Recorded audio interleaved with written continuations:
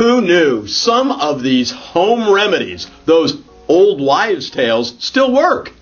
I was surprised. One day, Beckett had a cough. He's a very sensitive young man. He had a cough, and his parents told me to give him some honey. Well, I thought honey was just for the tickle in the back of your throat, but supposedly it's to soothe the throat from the coughing. So you get an irritated throat and you cough. And the reason he's coughing is to try to get up all that disgusting stuff that's there in his chest, but to get it up that natural way and then soothe the throat.